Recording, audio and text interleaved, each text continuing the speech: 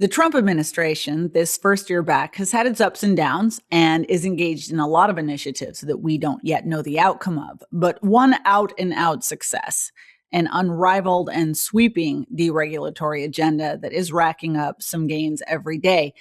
Here to talk about this unleashing of the private economy is Kent Lassman, the president and CEO of the best think tank in the country on this subject of federal rules and regulations, the Competitive Enterprise Institute. He is also an old buddy.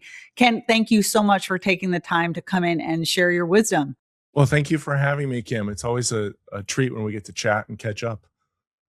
So CEI, as I mentioned, it's long been the leading advocate for regulatory reform. You guys watch it, you track it, you offer ideas for how to make it better, where to cut. Before we dig into some of the specifics of this second Trump term, just start us off. How would you grade this first year of the Trump term, and how does its efforts compare to its last go round in office? Well, I'll tell you, this year, this past year, this most recent year, it's been much more disciplined.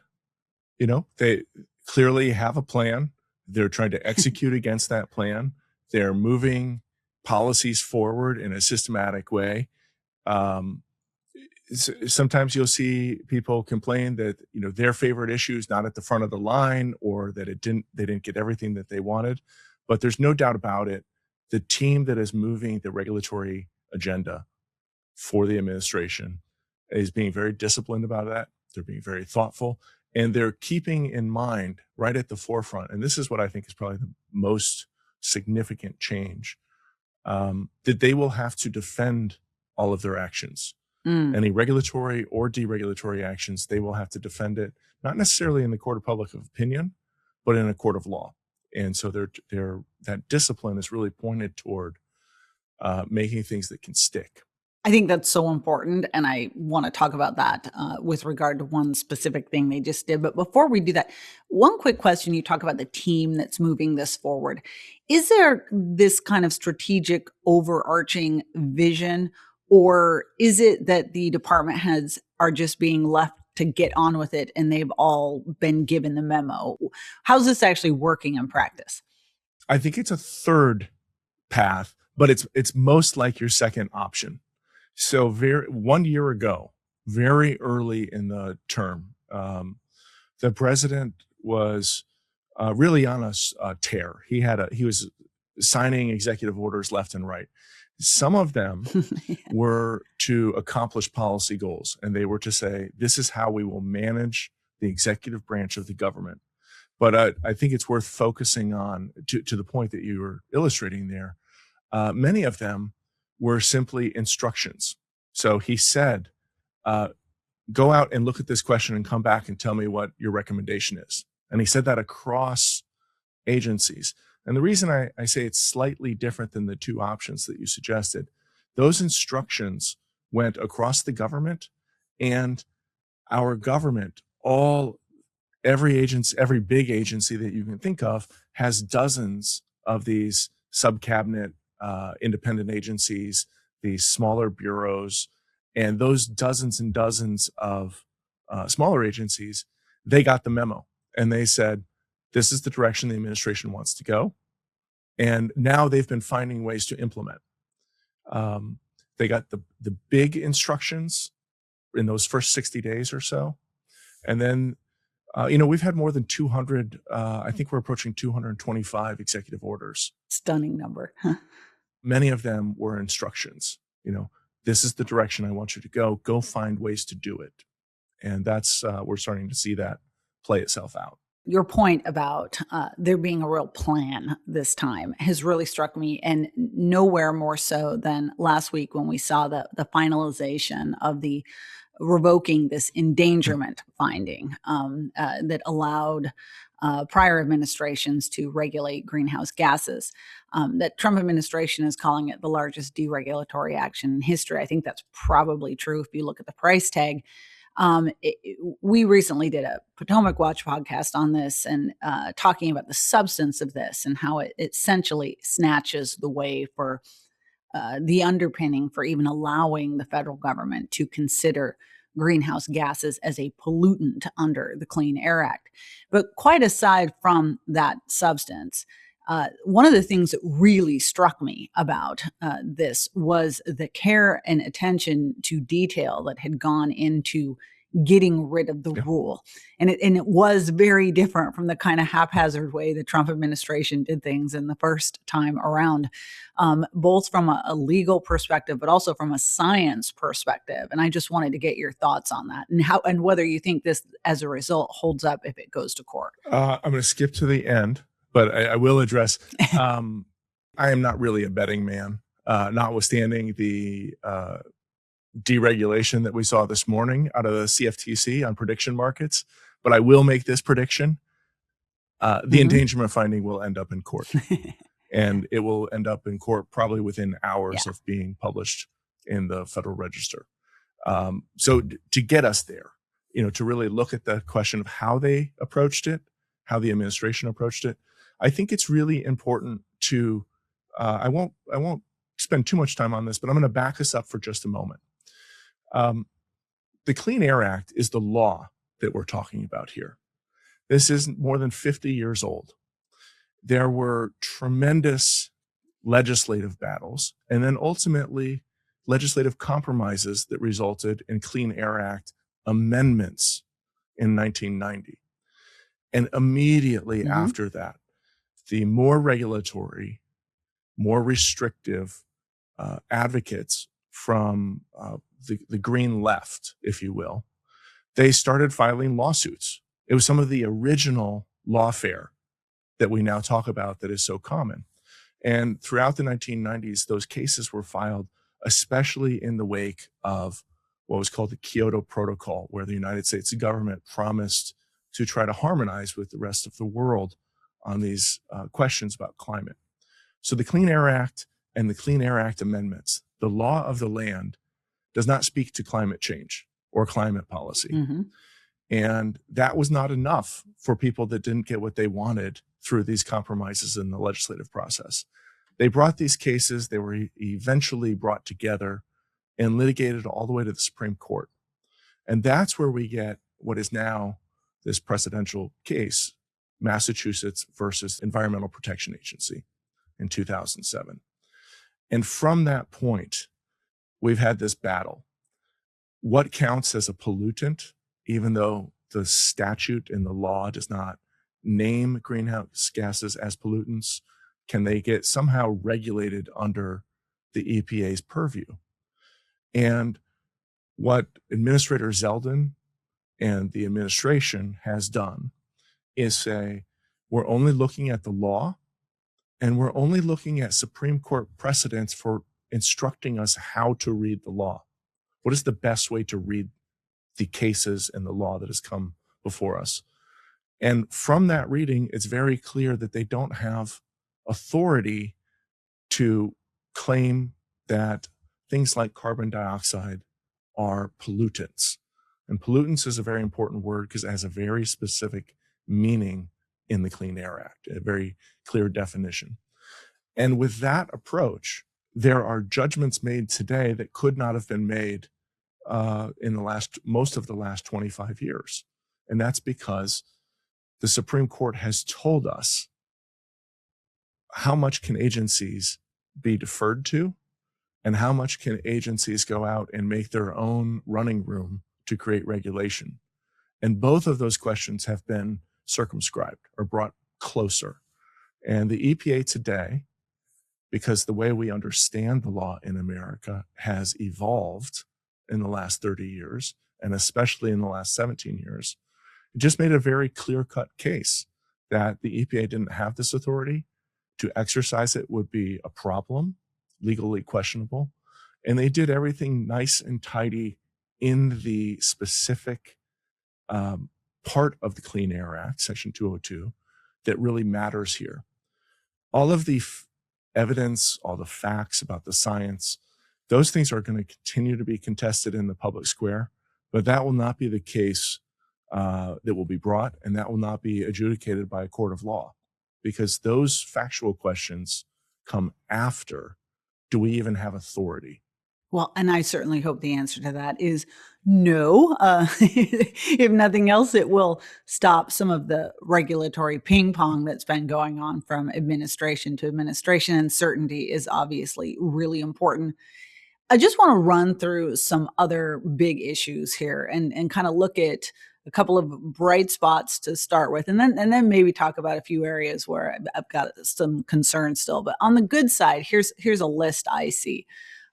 Great work on this climate endangerment issue. um, Great work on resetting auto markets, getting rid of some of these auto emission standards that were heading us toward all EV world that Biden saw. Great work on consumer appliances, freeing my dishwasher to maybe actually clean my dishes again. Civil service reform, some efforts to rein in independent agencies. Uh, I wonder what else would you put on that list of things to really watch that have been inspiring to see over this past year? I would add to your um, appliances. It's bigger than your dishwasher. Uh, there's washing machines for your clothes, and there's washing machines for your dishes. Uh, the the relevant agencies have proposed repeal of onerous regulations in both situations. There is a proposed rule on air conditioning that would, if finalized, would essentially put some bookends and limit new regulation in the future. That's a very good thing to Mm, do. Um, and then it's it's one of the few things that Congress did in the last year. But last April, there was a use of the Congressional Review Act, yep. again, in the appliance space. And this had to do with water heaters. So I would say just on the appliances front, if you just look inside the domicile, wherever you live, if you're trying to rent an apartment that's been refurbished, if you're trying to build a home, if you're trying to live in a home and maintain the standard of living, this is an affordability agenda because these are the things that people use in their daily life, and they all wear out and they all need to get replaced. And when we layer upon layer regulatory costs, that's a real problem. So that's a highlight. There have been a few um, nods, not a lot of real action in the health policy space, although there was a rule repealed that was pretty restrictive and limited the flexibility of elder care facilities Hmm. for staffing. Um, Hopefully, having been a consumer of those services on behalf of my parents, Yeah. hopefully we'll see a lot more flexibility so that they can start to develop better care services when they need it and not always following a regulation rule book as far as how to staff things. Um, I would say the big success story really is in the energy space. And we see that um, not only limiting the amount of subsidies that go out the door Hmm. last summer in the major legislation that was passed, the big, beautiful bill, but also creating space so that new energy can be developed. So we have these rules about appliances, we have these climate related policies related to the endangerment finding, um, auto emission standards, but also just development of energy is a key long term interest, and it's a key success story so far. Let me ask you a side question on that related to advances and some of the good work that the administration is doing. And that is this question is in light of these successes, is industry going to be willing to embrace this freedom? And the reason I ask is you and I both know there's this longstanding theory out there, especially a fear on the left of regulatory capture, this notion that regulatory agencies will come to be dominated or bossed around by the industries they regulate. I always laugh at this because in modern times, it's actually become the opposite. Our industry has become so meek and so pandering and so woke in some areas that even when they're given freedom back again from the government, it says, go build a fantastic washing machine that actually works, or go build a new big truck that actually rumbles down the road. They say, oh, well, we've got this business plan and they're all based on this now. And we don't want the Greens to jump all over us. We want to claim we're energy efficient. So they don't actually exploit that freedom. What are you seeing in the business world? in response to some of this? This is a great insight, and I think the missing piece of those two types of analysis is what is different in the last half dozen years, maybe as many as going back to the ACA more than a decade now, is there's been a fusion, a real melding of a lot of these regulatory obligations come with massive subsidy programs. And so just to take the idea of the trucks, right? I grew up in a farming community. You don't want a big Ford truck that doesn't operate in cold weather because that's how you get the feed out to your cattle or, whatnot, right? You need to move heavy things around. And absent the subsidies, which have been pared back and in many cases pulled back all the way, that demand for, just regulate us a little bit more so that we can make these things the way that consumers will grade them as more green or more this or more that. It goes away. It evaporates quickly because businesses are anything if they are oriented toward carving up that market. They want to get just 1% more of the marketplace. And so they want to meet consumers and consumer demand. I would distinguish, just final point on that. It's always easy and oftentimes unhelpful when we say the private sector or industry or business.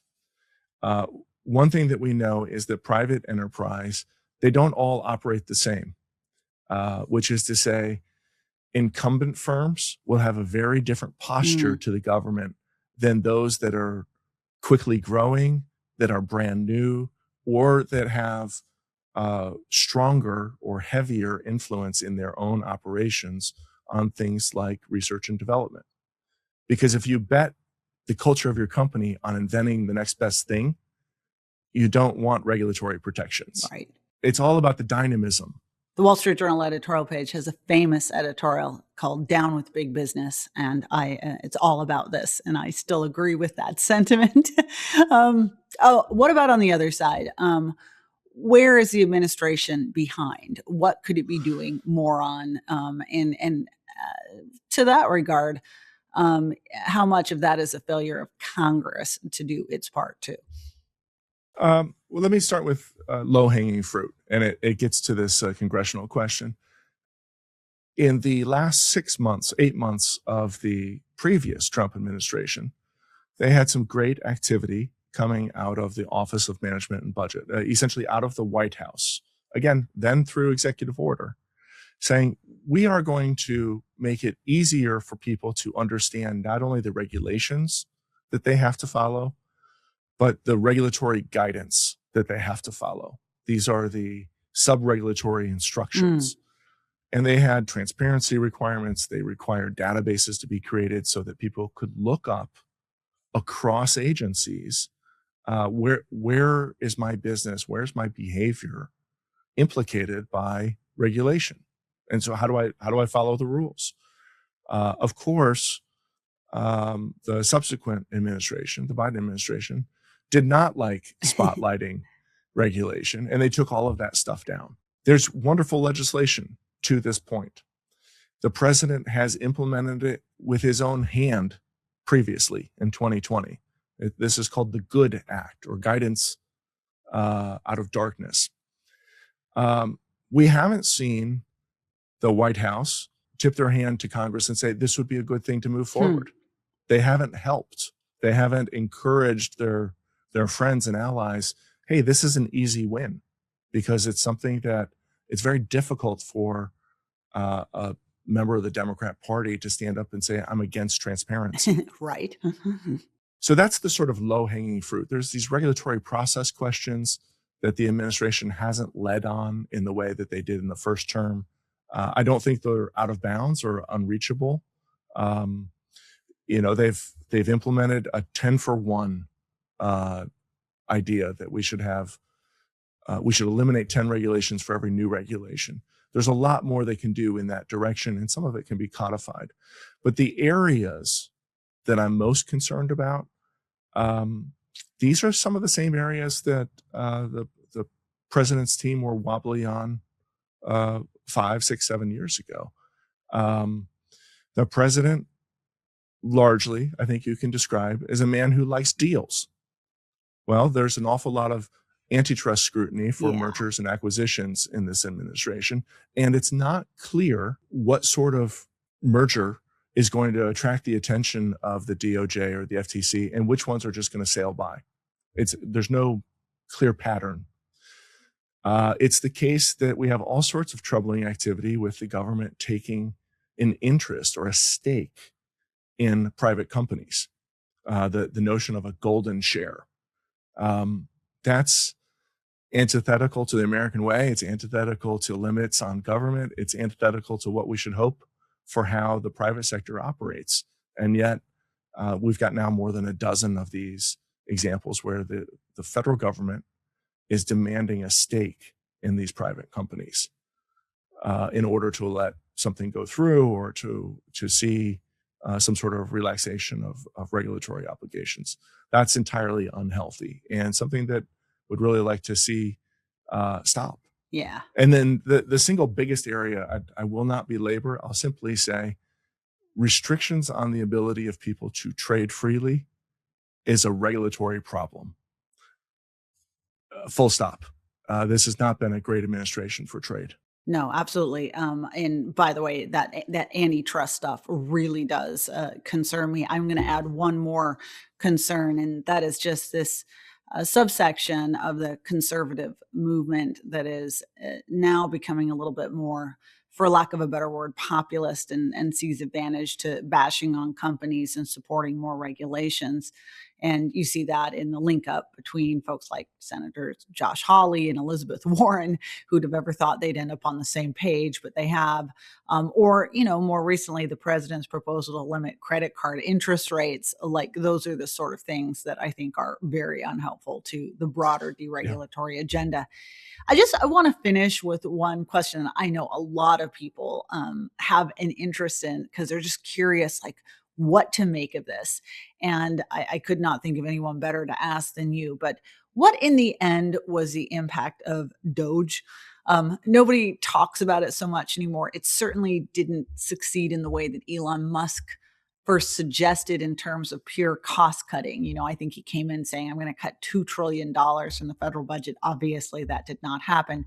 But it strikes me it did have some other substantive effects, mostly in exposing some of the horrific examples of government inefficiency and government fraud. I mean, when you look back on it, what would you say the result or the impact of that experiment was? Um, it's funny. I just had a conversation on Saturday about this with a friend who doesn't look at the intersection of the economy and regulation in the same way that I do. And I told her what I'll tell you. I think the single most important thing out of that whole experiment was to put a very bright, intense spotlight on some of the problems of governance. So when we talk about sort of heady constitutional questions like a unitary executive or the ability to hire or fire principal officers and lesser officers of the government, these big questions, what DOGE did is it showed everyone with sparing no one that the United States federal government is unmanageable. And it's unmanageable because of its scope and how deeply it reaches into the private sphere of life. And that's been the single biggest success. No one can now say, well, it's not that much of a problem, or you're just, complaining because you want smaller everything all the time. In fact, everyone now sees that the government and its agencies and the way Congress has abdicated now for 2 generations is a real problem. So that's the single most important thing. What we do with that and how we go forward, leveraging up from that newfound appreciation, I think is the critical question. And the going forward question is, when it comes to DOGE, we have seen some progress. People might not like to call this wholly complete or check it off, but things like Congress started looking at appropriations on an annual basis, right? They started to pass appropriations bills. I don't think they did it in the way that's textbook. It's not perfect or perfectly clean, but I'll tell you what, it's better than any time in the last 2 decades. Yeah. So that's a good thing when we have Congress doing that job. It's a good thing when agency heads know that not only would it be the White House or the Congress with a congressional hearing, but now anybody in the country is willing to dig into what's happening at their agency and say, well, what kind of craziness is this? DOGE made that possible. And for that, I think we should all roll up our sleeves and expose all those crazy things. Hear, hear. And by the way, this is what I'm constantly advocating to like-minded folks is progress. We need to take any progress, even if it's small steps. Yeah. So, Kent, I cannot wait to actually have you back at some point in the future, and we can go back through again what more has or hasn't been done and see where your predictions play out. But in the meantime, thank you so much for coming in, and we want to thank our listeners for tuning in. We are here every week. If you like the show, please do hit the subscribe button. And if you'd like to write to us, you can at atkim@wsj.com.